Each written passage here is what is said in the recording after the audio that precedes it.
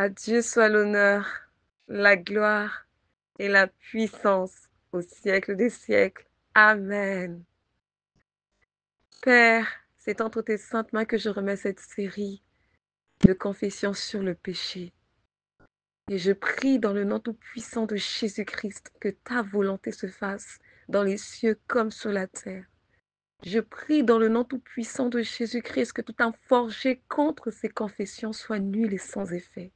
Et que toute langue qui s'élève contre cette œuvre, je la condamne en justice. Tel est l'héritage des serviteurs de l'Éternel. Prends le contrôle de toutes choses, Seigneur, et conduis-nous dans toute la vérité par ton esprit. Alléluia. Gloire à Jésus. Amen. Amen. La victoire est dans le nom tout-puissant de Jésus-Christ. Il est écrit qu'avec Dieu, nous ferons des exploits. Il est écrit, réjouissez-vous dans le Seigneur. Réjouissez-vous toujours dans le Seigneur. Alors oui, je me réjouis aujourd'hui par rapport à cette série de confessions sur le péché. Je me réjouis aujourd'hui parce que le Seigneur est celui qui façonne les cœurs. Il est celui qui forge le caractère.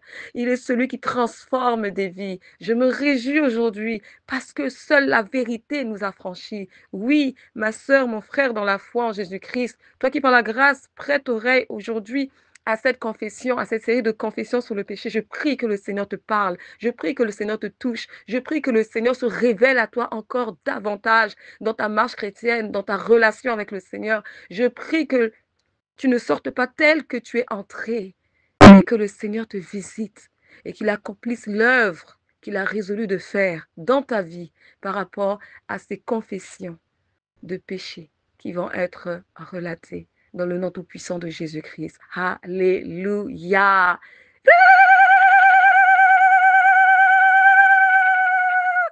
Victoire dans le nom tout-puissant de Jésus-Christ.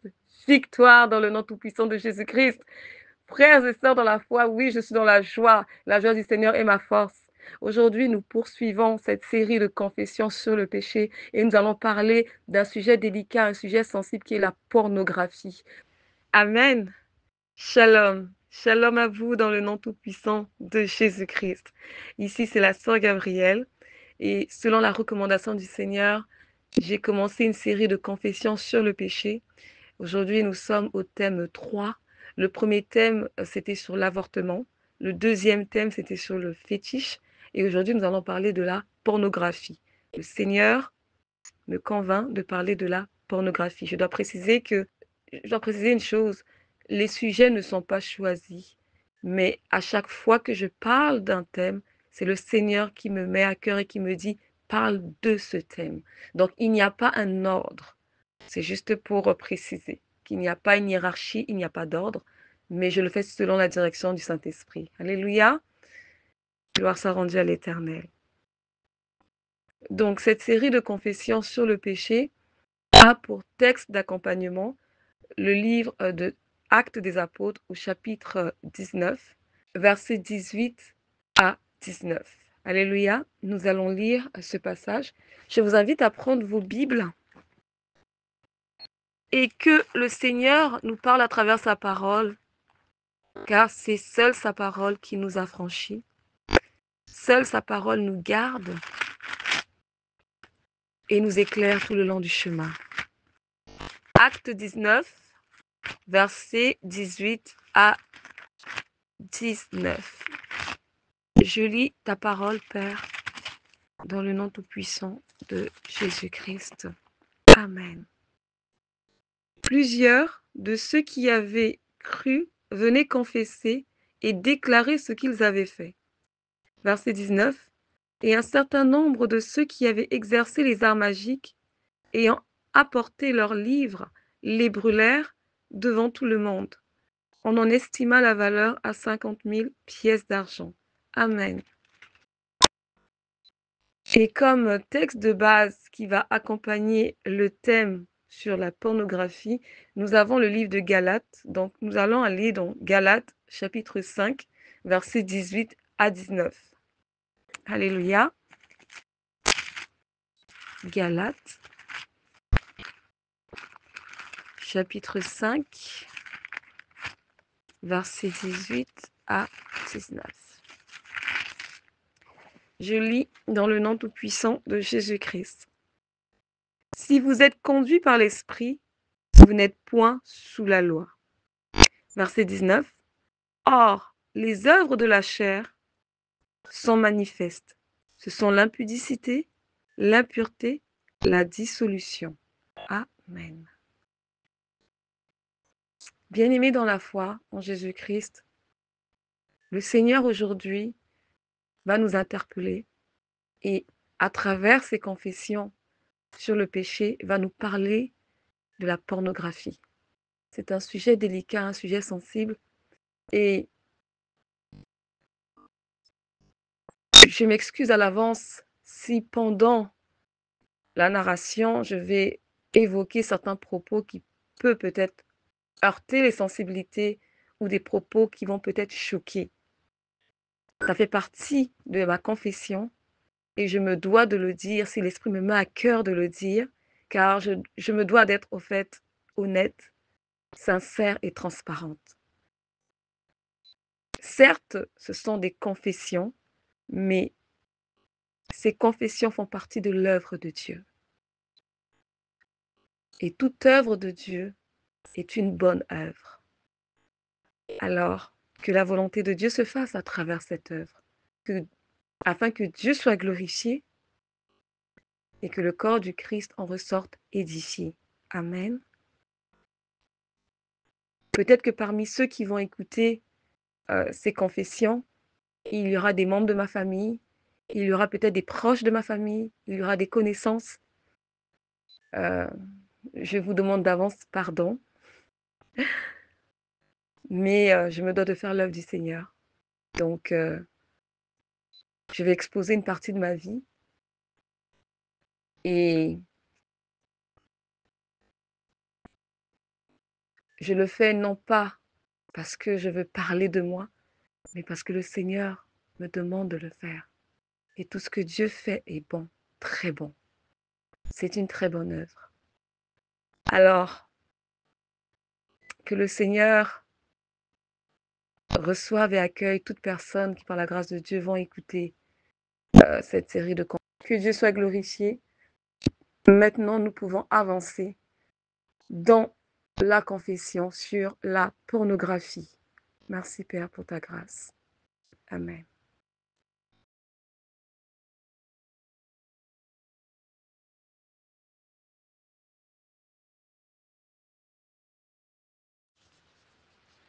La pornographie.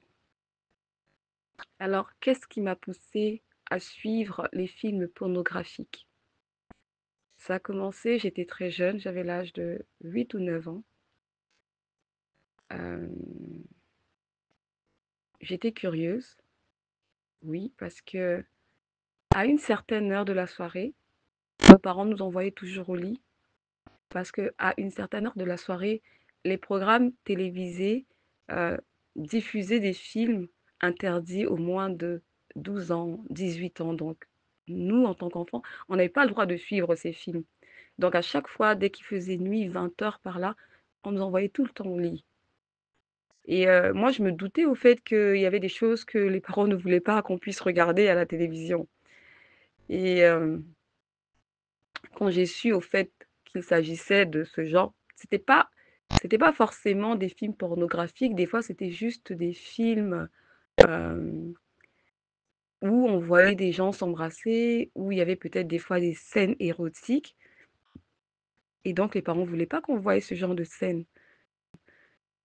Donc à la base, c'était pas des films pornographiques, c'était juste des films normaux, enfin normaux selon le monde. Mais dans ces films, il y a des parties où on voit des gens s'embrasser, où on voit des gens avoir des rapports intimes. Et ça. Et c'était tout à fait normal. Les parents nous protégeaient, au fait, par rapport à ce genre de film. Donc, pour moi, à cet âge, je ne dirais pas que c'était du porno, mais c'était des films érotiques. Des films dans lesquels on avait des scènes où on voyait des gens s'embrasser, où on voyait par moments des personnes avoir des rapports intimes, mais ils étaient dans un lit et couverts dans un drap. Donc, À cet âge-là, ce n'était pas vraiment du porno, mais c'était plus des films érotiques et en suivant les films érotiques, je commençais en fait, ce qui commençait à naître en moi, c'était comme, de une soif. J'avais une soif de vouloir voir plus que ce que je voyais dans les films érotiques. Parce que dans les films érotiques, les scènes sont limitées. Le porno, c'est vraiment l'exhibition, c'est l'excès. Mais dans les films érotiques, c'est des histoires idylliques, c'est des histoires, romancières, des histoires d'amour. Donc, voilà, c'est encore, acceptable, c'est dans les normes. Selon le monde, bien sûr. Parce que pour nous, en tant qu'enfants de Dieu, heu, juste même le fait de voir, une personne s'embrasser devant Dieu, c'est une souillure. Parce que tout ce qui est caresse, tout ce qui est le fait d'embrasser une personne, c'est réservé aux personnes mariées. Alléluia. Donc c'est ça. Donc en suivant ce genre de films, les films érotiques, il a commencé à naître en moi une soif et cette soif faisait que je ne me contentais plus de ces films-là, je voulais plus que ça. Mais je ne savais pas où trouver, le porno à cette époque. Mais il y avait une chaîne, la chaîne Canal+, à une certaine heure, elle diffusait vraiment des films, qui n'étaient pas très loin du porno et j'avais réussi une fois à suivre un film, une fois comme ça en passant, quand j'étais petite et mais je dois préciser qu'il m'était difficile de suivre un film du début jusqu'à la fin, puisque j'étais dans la maison familiale et j'essayais de suivre ces films quand j'étais toute seule dans la maison. Mais maintenant que je savais à quelle heure à peu près Canal+ diffusait ce genre de film, je m'arrangeais des fois à pouvoir suivre ces films-là. Et quand je suivais ces films, je constatais que dans les fi dans ces films, il y a quand je suivais ces films, je constatais que dans les scènes, il y avait des scènes où il y avait des femmes qui s'embrassaient, il y avait des femmes qui se caressaient, il y avait des femmes qui avaient des rapports, au fait, entre elles et donc au départ, bon, je me disais: «Mais qu'est-ce que c'est que ça?» Et à force de prendre l'habitude de suivre ça, ben, pour moi, ça devenait normal. Et c'est là, bien aimé, je vais entrer dans le vif de ma confession. Ce qui va se passer, c'est que en ayant pris l'habitude de suivre les films érotiques et parfois des films pornographiques, cela, au fait, m'a conduite à la vie d'impudicité. Donc, quand on suit du pornographique, automatiquement, ça va vous conduire à l'impudicité. Quand on suit du pornographique, ça va faire en sorte que vous allez commencer à être attiré par des personnes de même sexe que vous. Pourquoi? Parce que dans le porno, on voit des homosexuels, dans le porno, on voit des partouzes, dans le porno, on voit tout ce qu'il y a de démoniaque au fait. Oui, parce que le porno vient du monde des ténèbres. Et le but du diable d'avoir introduit la pornographie, c'est dans le but de pouvoir souiller les enfants de Dieu. C'est dans le but de pouvoir dénaturer au fait euh, les rapports sexuels. Et le monde des ténèbres prône l'immoralité sexuelle. Le monde des ténèbres prône l'exhibitionnisme. Le monde des ténèbres a pris la femme pour en faire un objet de désir sexuel. Donc, ce qui fait que quand vous avez affaire à du porno, sachez que le porno est un outil par lequel le monde des ténèbres souille les enfants de Dieu, par lequel le monde des ténèbres dénature les rapports sexuels. Parce qu'à la base, Dieu a établi le rapport sexuel dans le but de procréer, de donner naissance. Mais le porno vous montre le rapport sexuel comme étant un objet de satisfaction, un objet de plaisir, un objet dans lequel on se permet de faire tout ce qu'on veut, tout et tout ce qui n'est pas permis devant le Seigneur. quand on suit le porno, ben, on a affaire, au fait, à des positions sexuelles qui, devant Dieu, ne l'honorent pas et ne le glorifient pas. Je vais donner un exemple. Quand on suit le porno, on voit des personnes en train de faire du cunnilingus, on voit des personnes en train de, euh, comment on appelle ça? La sodomie. On voit des personnes sodomiser d'autres personnes. Quand on voit du porno, on a affaire à la fellation. Donc, toutes ces pratiques sexuelles sont démoniaques aux yeux de Dieu. Parce que Dieu ne nous permet pas, au fait, euh, Dieu ne nous permet pas, au fait, euh,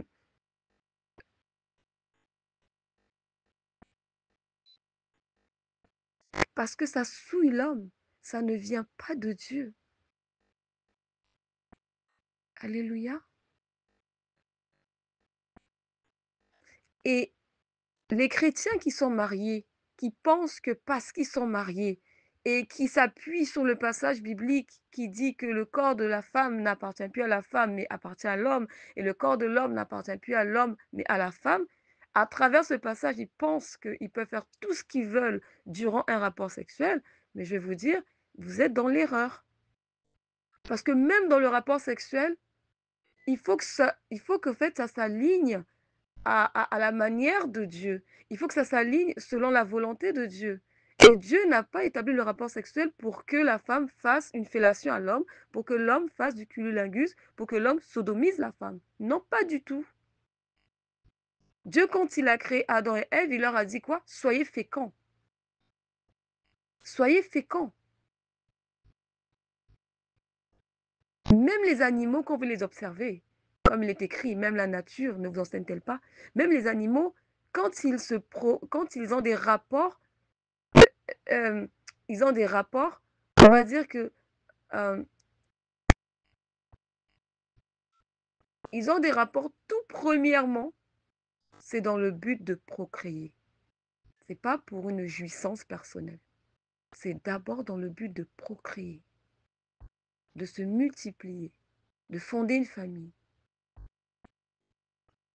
Mais le porno ne vous parle pas de fonder une famille, non.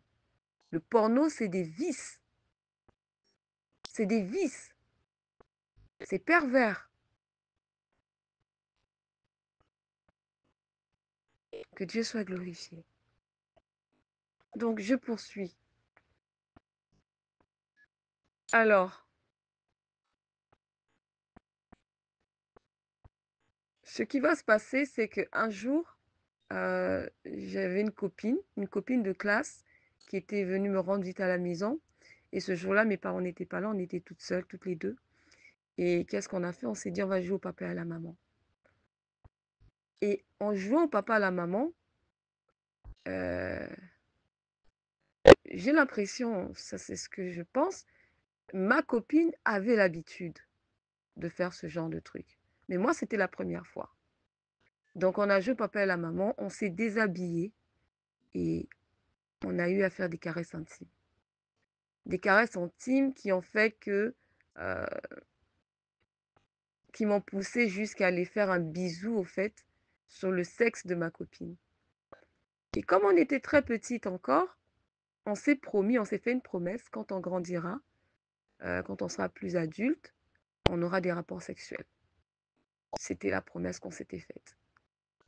Mais cet épisode de ma vie s'est passé, j'étais en France. Donc, après, moi, je suis rentrée au Congo. Qu'est-ce qu'elle fait? Je ne sais rien. Donc, voilà, c'est ce qui s'était passé avec elle. Ensuite, euh, j'ai eu encore une autre expérience de ce genre. C'était pas vraiment approfondi, mais c'était avec la fille euh, d'un des amis à la famille. C'était avec la fille d'un ami à mes parents. Donc, avec elle aussi, on a joué au papa et la maman et on a eu à se toucher. Mais avec elle, c'était pas très profond. C'était juste superficiel. on s'est touchés et puis voilà. Donc c'était les seules expériences que j'avais eues quand j'étais encore petite, et j'étais encore à l'école primaire à cette époque.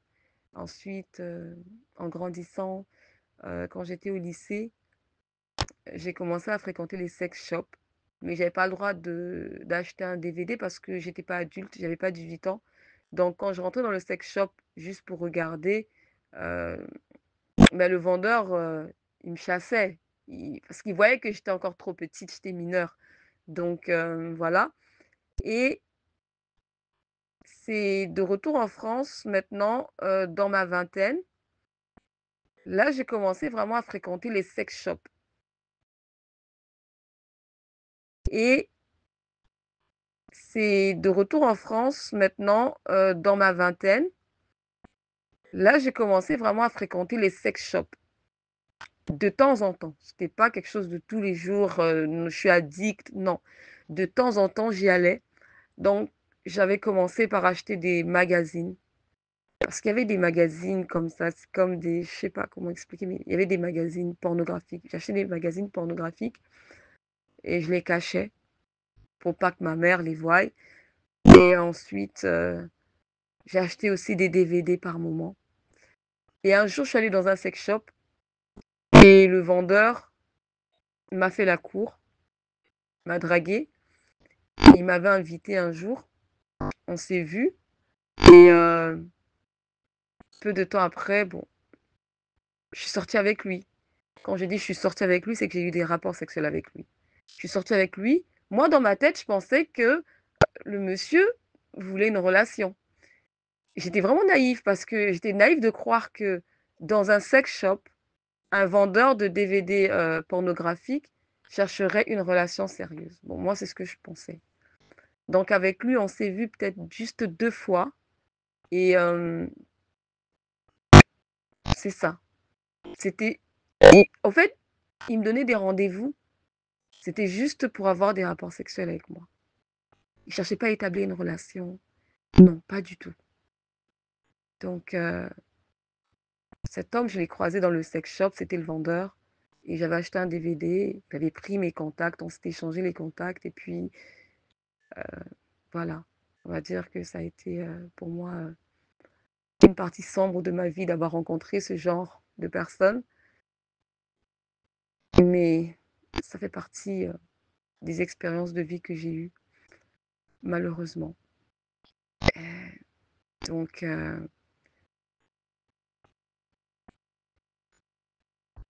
c'est ça. C'est pour dire au fait que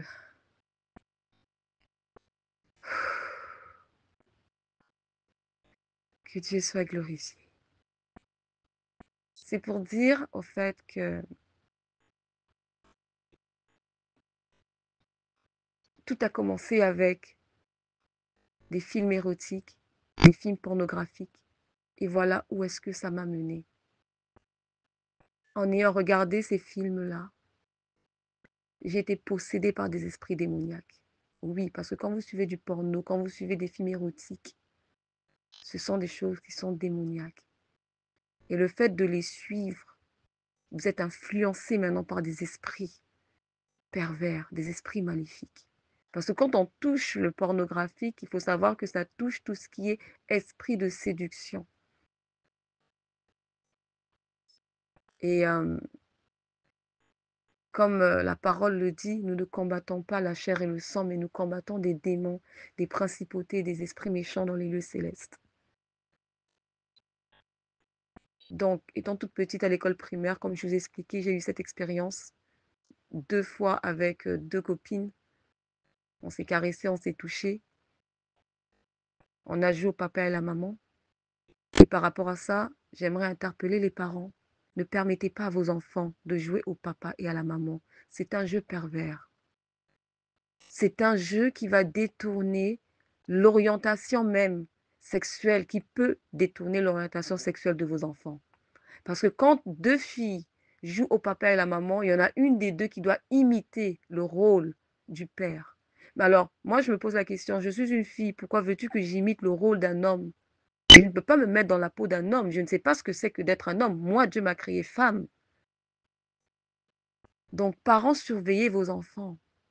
Il y a des choses que vous ne pouvez pas tolérer, que vous ne pouvez pas accepter. Vous êtes l'autorité. Dieu vous a confié des enfants. C'est pour que vous puissiez en prendre soin, pour que vous puissiez les protéger, pour que vous puissiez veiller sur eux et les éduquer selon la parole du Seigneur. C'est ce qui est recommandé pour ceux qui sont chrétiens. Amen. Et je parle aux chrétiens parce qu'effectivement, ce n'est pas tous les chrétiens qui ont des cultes familiaux à la maison. Ce n'est pas tous les chrétiens qui passent du temps avec leurs enfants à leur enseigner la parole. Ce n'est pas toutes les maisons chrétiennes où même avant de partager un repas, on prie. La parole nous dit ceci. Il est écrit que ceux qui voudront vivre pieusement en Jésus-Christ seront persécutés. Ce n'est pas tous les chrétiens qui se font appeler chrétiens qui vivent pieusement. Alléluia.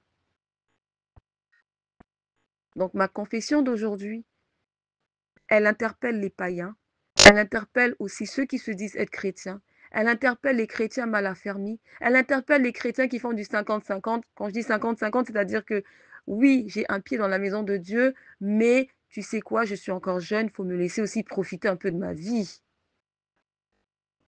Alléluia.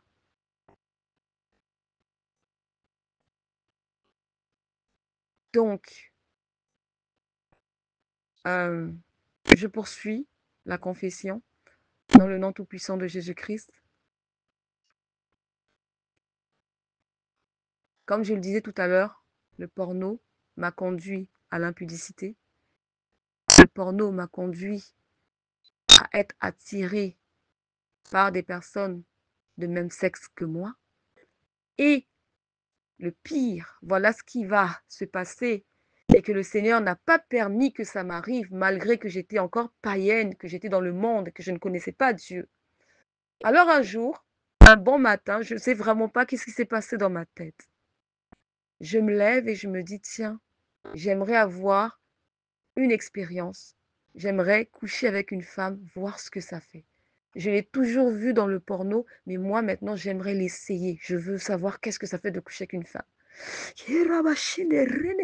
Jésus. Alléluia Seigneur. Gloire soit rendue à l'Éternel. Et ce jour, j'étais en France, donc je vais vous dire aussi le nom de la rue, hein, je ne vais pas le cacher. Alors, quand vous êtes à Paris, vous avez, je ne sais plus c'est quel arrondissement de Paris, mais c'est à Strasbourg-Saint-Denis. Strasbourg-Saint-Denis, du côté de la rue d'Aboukir. Donc la rue d'Aboukir, c'est une très, très, très, très grande rue dans laquelle il y a des commerçants grossistes juifs.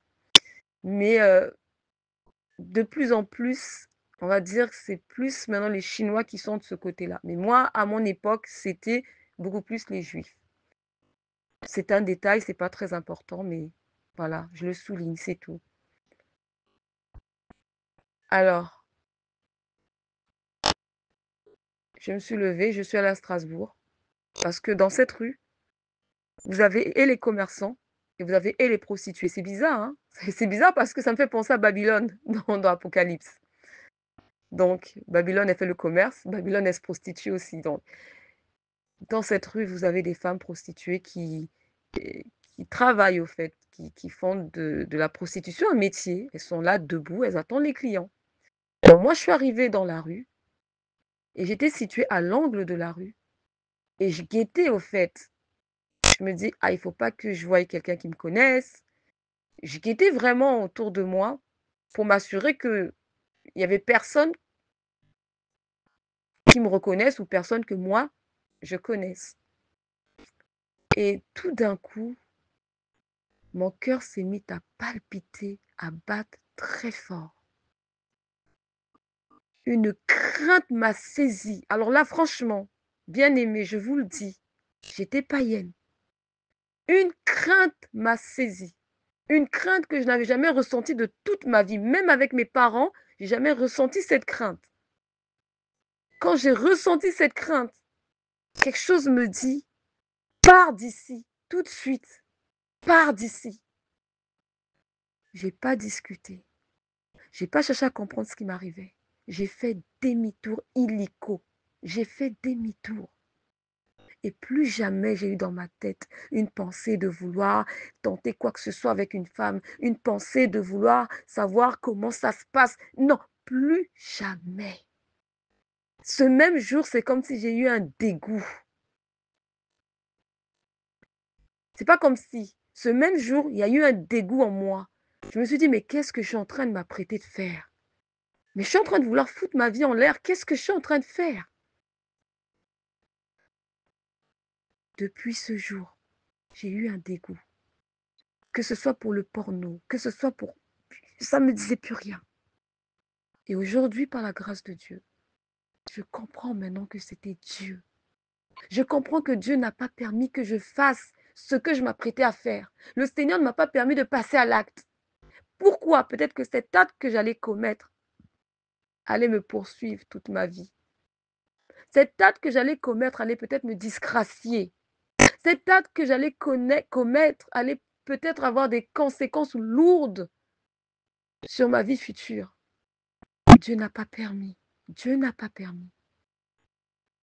C'est pourquoi, quand j'échange la parole avec des frères, des bien-aimés, je leur dis toujours, quand vous lisez le livre de Jérémie, Dieu dit à Jérémie, je t'avais choisi avant même que tu sois dans le ventre de ta mère.